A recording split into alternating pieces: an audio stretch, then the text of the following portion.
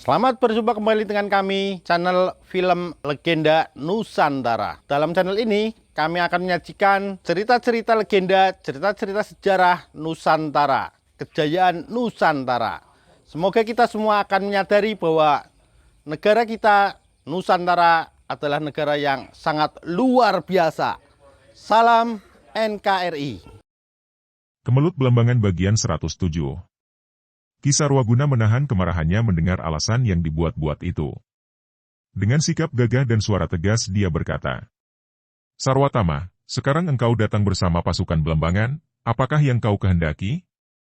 Bagawan Sarwatama menoleh kepada Dwikala yang merupakan senopati-senopati Belambangan dan merekalah yang memimpin pasukan itu sehingga lebih tepat kalau mereka yang menjawab pertanyaan Ki Sarwaguna itu. Kaladama, orang pertama dari Dwikala, melangkah maju. Raksasa muka hitam itu wajahnya menyeramkan. Bukit hidinya yang dulu terkena pukulan Retno Susilo, Ibu Bagus Sajiwo, melesak ke dalam menjadi pesek sekali, dan daun telinga kirinya juga buntung, dahulu terbabat pedang Sulastri, istri Lindu Aji. Kini dengan lagak sombong diberkata dengan suaranya yang menggeledek.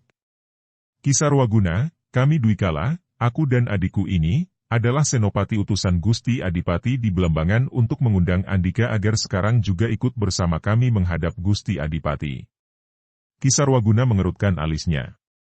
"Harap Andika jelaskan dulu, ada urusan apakah Sang Adipati Belambangan mengundang aku menghadap?"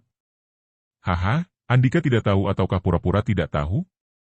Ketika Gusti Adipati mengadakan rapat pertemuan di Belambangan beberapa waktu yang lalu, beliau juga mengundang perguruan Dria Pawitra. Andika hanya mewakilkan kepada putri Andika itu untuk menghadiri pertemuan." Kaladama menunjuk ke arah Ratna Manohara yang berdiri tegak dan anggun.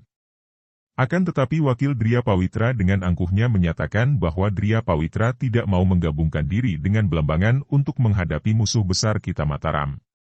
Nah, karena keterangan itu hanya dinyatakan oleh seorang gadis muda, maka Gusti Adipati belum menganggapnya sungguh-sungguh dan sekarang mengundang Andika untuk memberi penjelasan kepada beliau akan pendirian Dria Pawitra. Ki Sarwaguna menjawab tegas. "Senopati Dwikala, harap Andika berdua kembali ke Belambangan dan sampaikan kepada Sang Adipati bahwa pernyataan wakil kami dalam pertemuan di Belambangan itu sudah menjadi keputusan kami sejak dulu. Kami tidak akan mencampuri pertikaian antara daerah yang sesungguhnya masih sebangsa. Perguruan Dria Pawitra hanya akan bertindak menegakkan kebenaran dan keadilan dalam urusan perorangan, bukan urusan negara.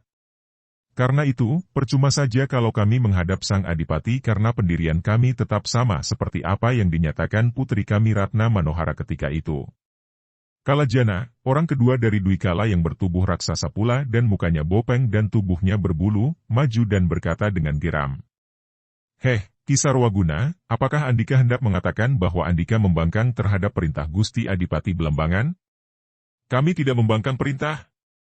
Sang Adipati mengundang aku untuk menghadap dan menyatakan pendirianku mengenai penggabungan diri dengan Belambangan.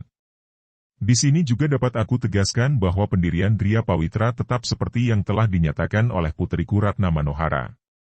Jadi aku tidak perlu lagi mengunjungi ke Belambangan. Ki Sarwaguna, Gusti Adipati sudah memberi Purbawisesa, kuasa mengambil tindakan, kepada kami. Kalau Andika menolak ikut kami menghadap Gusti Adipati, terpaksa kami akan menggunakan kekerasan menangkap Andia," kata pula Kalajana marah. Beginikah caranya penguasa Belambangan memaksakan kehendak dengan mengandalkan besarnya pasukan?" Ki Sarwaguna menegur. "Babo-babo si keparat Sarwaguna. Sumbarmu seperti guntur di musim kering. Siapa yang takut menghadapi kesaktianmu? Majulah, kita mengadu tebalnya kulit kerasnya tulang dan lihat, siapa di antara kita yang akan mengukur bumi dengan badannya." Kaladama menantang. "Baik, mari kita buktikan," kata Ki Sarwaguna menerima tantangan itu. Akan tetapi sebelum dua orang ini mulai bertanding, Bagawan Sarwatama yang merasa khawatir kalau pihaknya kalah karena dia tahu betul akan kesaktian Ki Sarwaguna, cepat mencegah. "Tunggu dulu. Tidak baik kalau sampai terjadi perkelahian besar yang menjatuhkan banyak korban. Aku mempunyai usul begini.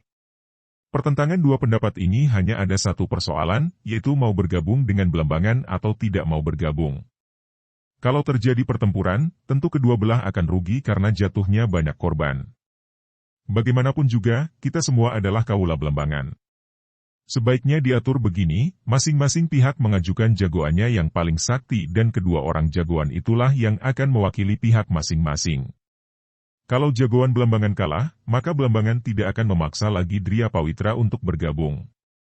Sebaliknya kalau jagoan Dria Pawitra kalah, maka perguruan ini harus menggabungkan diri dan membantu Belambangan menghadapi Mataram. Dengan demikian, pertempuran besar tidak perlu diadakan dan sudah adil. Bagawan Sarwatama berani mengajukan usul demikian karena dia sudah mendengar akan kesaktian Raden Satyabrata yang tidak ada yang menandingi di antara semua tokoh yang berada di Belambangan, dan setahunya di perguruan Dria Pawitra, hanya Kisarwaguna saja yang paling tangguh. Padahal, tingkat kepandaian Kisarwaguna hanya sedikit di atas tingkatnya sendiri. Dengan perhitungan itu, dia yakin kalau usulnya diterima, pihak Belambangan tentu akan menang. Mendengar ini, Kisarwaguna diam berpikir. Dia tahu bahwa adik seperguruannya itu tidak akan mampu menandinginya, maka lawannya tentu seorang dari Dwi Kala yang menurut putrinya tadi, cukup sakti. Akan tetapi untuk mempertahankan Dria Pawitra, dia berani menghadapi lawan siapa saja. Juga usul yang diajukan adik seperguruannya itu masuk akal juga. Bagaimanapun, dia tidak ingin melihat para muridnya menjadi korban. Bergabung dengan Belambangan hanya merupakan hal yang berlawanan dengan pendiriannya, akan tetapi tidak termasuk suatu kejahatan. Baik, aku terima usul adu jago itu. Sarwatama, apakah engkau sendiri yang akan maju sebagai jago Belambangan? Kata Kisarwaguna sambil memandang adik seperguruan itu dengan sinar mata tajam mencorong penuh teguran. Satyabrata yang sejak tadi hanya menonton dan mendengarkan sambil tersenyum dan matanya yang jelalatan, liar, akhirnya melekat pada wajah dan tubuh Ratna Manohara, tiba-tiba berkata, "Kakang Bagawan Sarwatama, biarlah aku yang maju mewakili Belambangan." Dia melangkah ke depan lalu berkata kepada Kisarwaguna dengan senyum mengejek, "Aku Raden Satyabrata yang menjadi jago mewakili Kadipaten Belambangan. Yang merasa paling sakti di perguruan Dria Pawitra, silakan maju menandingi aku." Sejak tadi Ratna Manohara merasa muak dan marah melihat betapa laki-laki itu memandang kepadanya dengan mata yang kurang ajar.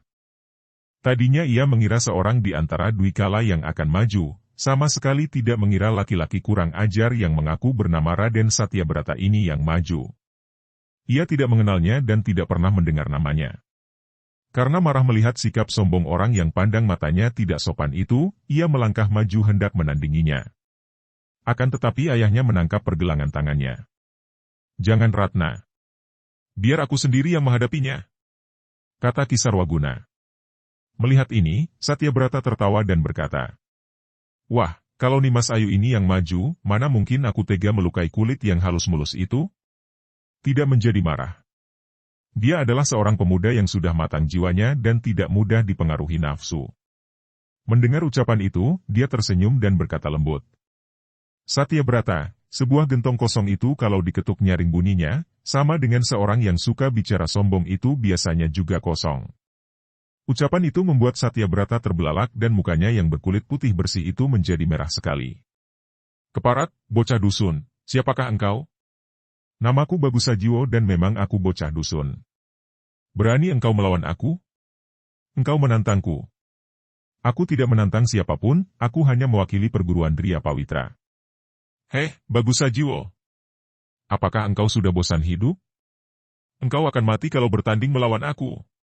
"Satyabrata, engkau menentukan matimu sendiri saja tidak mampu, bagaimana dapat menentukan matinya orang lain? Mati hidup semua orang berada di tangan Gusti Allah, bukan di tangan manusia ataupun setan." "Godverdomme." Terkutuk. Dalam kemarahannya, Satyabrata karena kebiasaan menumpah dalam bahasa Belanda. "Kalau begitu, usiamu hanya sampai hari ini." "Hahaha." Satyabrata tertawa bergelak dan semua orang terkejut. Bahkan pasukan Belambangan bergerak mundur, dan para murid Dria Pawitra juga menjauhkan diri sambil menutup telinga mereka. Suara tawa itu bergelombang dan membawa getaran yang amat kuat seolah menusuk ke dalam telinga mereka dan mengguncangkan jantung. Hanya 4 orang pimpinan pasukan Belambangan dan 2 orang pimpinan Dria Pawitra bersama 2 orang tamunya yang tidak menjauhkan diri. Akan tetapi seperti juga yang dilakukan Dwi Kala dan Bagawan Sarwatama, Kisarwaguna, Ratna Manohara, dan Tan Sui Hong mengerahkan tenaga sakti, mengatur pernapasan mereka sehingga mereka terlindung dari getaran yang amat kuat.